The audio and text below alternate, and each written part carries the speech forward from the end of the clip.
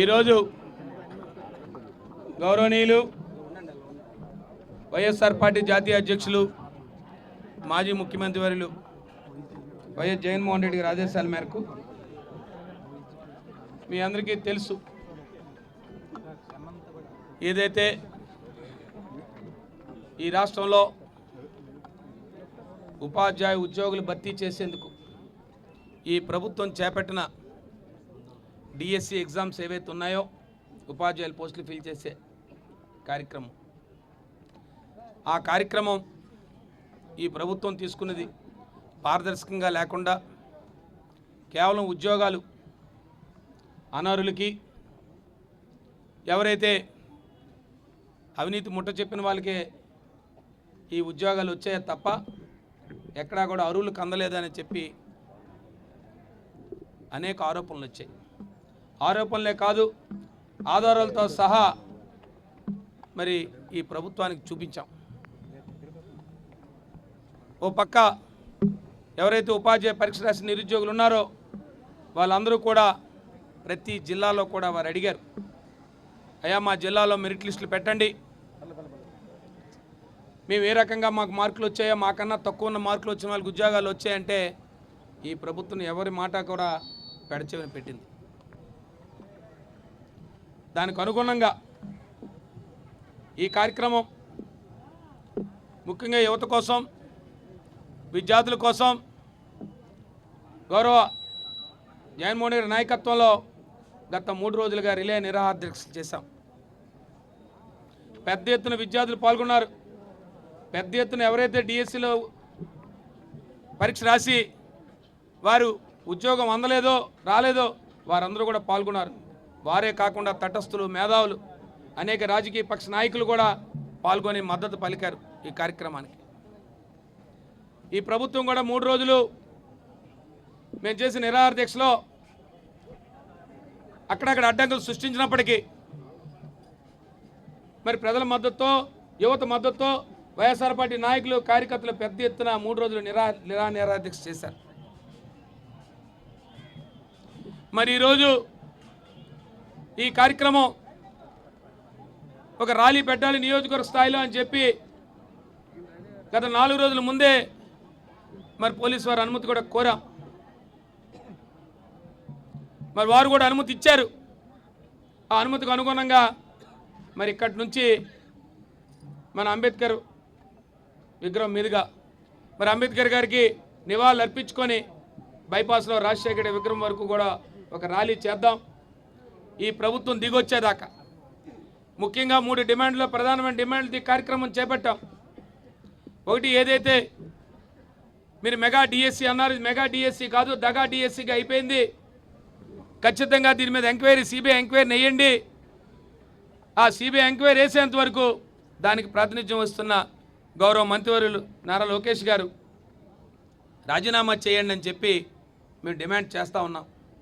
ఇదేదో YSR party demand కాదు, ఇది రాష్ట్రంలో ఉన్న యువత, నిరుద్యోగ యువత తాలూకా డిమాండ్. ఈ రాష్ట్రంలో నిరుద్యోగ యువత ఎవరైతే పరీక్షలు రాశారో సుమారు లక్షలాది మంది, వారి తాలూకా ఆవేదన, ఈ ఆవేదనని ఇవాళ ఈ ప్రభుత్వం ముందు ఉంచాం. అదే కాదు, ఇంకా ప్రధానమైన 2 డిమాండ్లు ఉన్నాయి. మీరు ఏదైతే ఎన్నికల్లో హామీ ఇచ్చారు, ఆ హామీ చూస్తే మీరు హామీని మరి ఎక్కడా కూడా నిరుద్యోగ వృత్తి 3000 రూపాయలు ఇస్తామని చెప్పారు. సుమారుగా ఈ ప్రభుత్వం ఏర్పడి 26 నెలలు కావస్తూ ఉంది. సుమారు ప్రతి నిరుద్యోగ అభ్యర్థికి, వ్యక్తికి, యువకునికి సుమారు 78,000 రూపాయలు బకాయి పడి ఉంది ప్రభుత్వం. కానీ ఎక్కడా కూడా ఒక్క రూపాయి కూడా మీరు ఇచ్చిన ఏదైతే హామీ ఉందో హామీ అమలుపరచలేదు.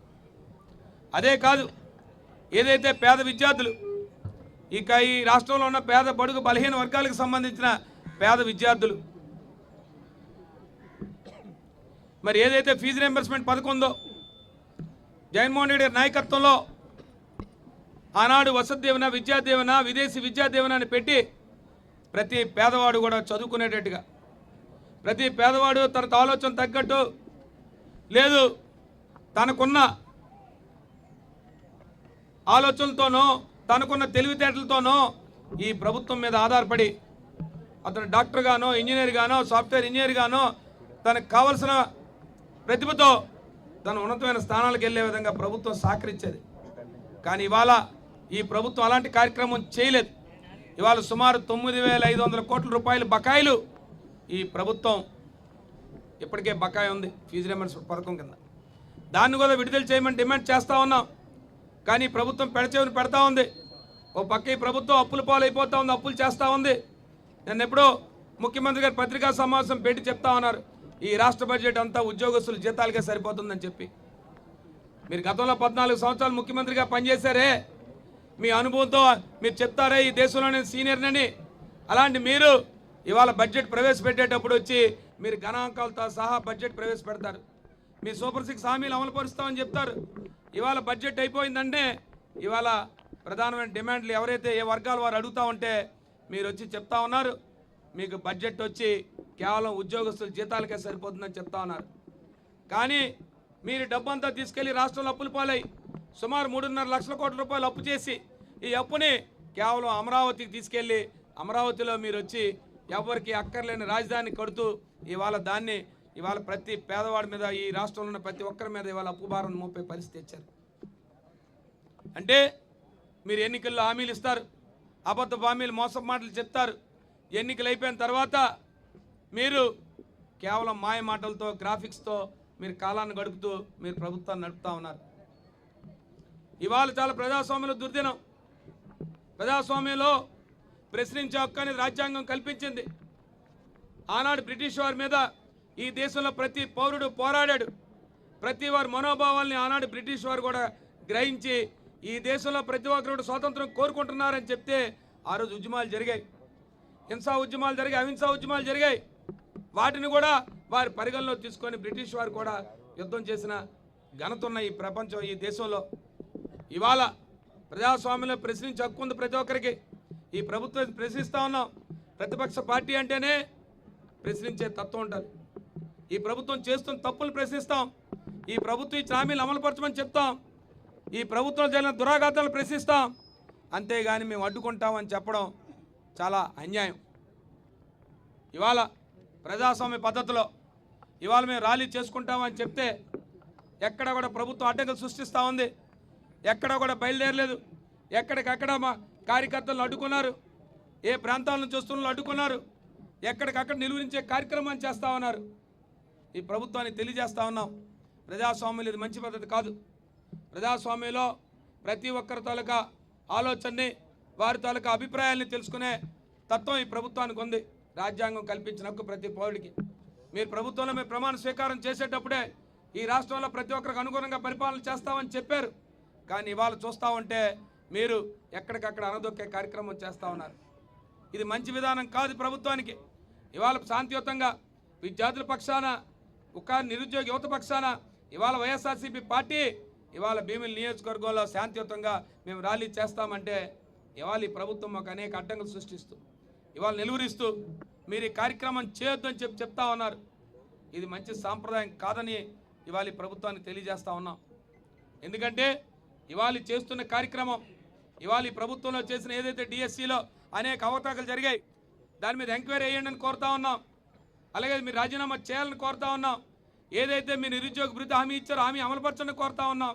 ఏదైతే మీరు బకాయి పడ్డారో ఫీజు రియంబర్స్మెంట్ ఆ బకాయిలు చేయడం కోరుతా ఉన్నాం. ఇవన్నీ కూడా ప్రజాస్వామ్యంలో మీరు చెప్పిన మాటలనే ఇవాళ అమలుపరచమని కోరే హక్కు ఇవాళ ప్రతి పౌరుడికి రాష్ట్రంలో ఉందని చెప్పి కోరుతా ఉన్నాం. అయినప్పటికి కూడా ఇవాళ వేలాది మంది ఇవాళ వైఎస్ఆర్ పార్టీ నాయకులు కార్యకర్తలు అందరూ కూడా ఇవాళ ప్రజాస్వామ్య పద్ధతిలో ఇవాళ వచ్చి మేము ర్యాలీ చేసుకుంటామంటే మీరు ఎట్టి బస్సులో మీకు అనుమతి లేదు అని చెప్పి ఇవాళ ప్రభుత్వం చెప్తా ఉంది. కాబట్టి ఏది ఏమైనప్పటికి కూడా ఉద్యమాన్ని ఆపలేరు, ప్రజా అభిప్రాయాన్ని ఆపలేరు. ఖచ్చితంగా ఈ ప్రభుత్వం మీద ఒత్తిడి తీసుకొస్తాం.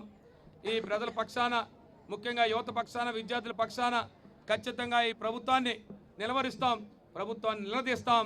ఖచ్చితంగా రాబోయే కాలంలో ఖచ్చితంగా మీరు ప్రజా కోర్టులో ఇవాళ మీకున్న అధికారంతో మమ్మల్ని అడగలరేమో కానీ మీకున్న అధికారంతోనో కొన్ని చేయగలరేమో కానీ ఖచ్చితంగా రేపు ప్రజా కోర్టులో మాత్రం ఖచ్చితంగా మేము శిక్షింపబడతారని చెప్పి ఇవాళ మిమ్మల్ని కోరుతా ఉన్నాం.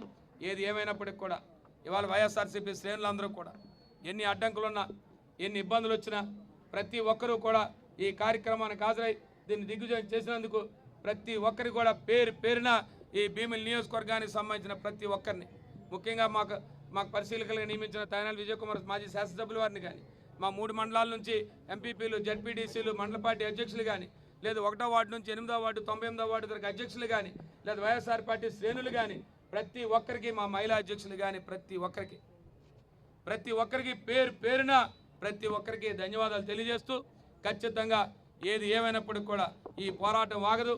తప్పకుండా ఏదైతే మా డిమాండ్స్ ఉన్నాయో ఆ డిమాండ్స్ అన్నీ కూడా ఖచ్చితంగా ఈ ప్రభుత్వం తలెగ్గ వరకు కూడా మా ఉద్యమం కొనసాగిస్తాం.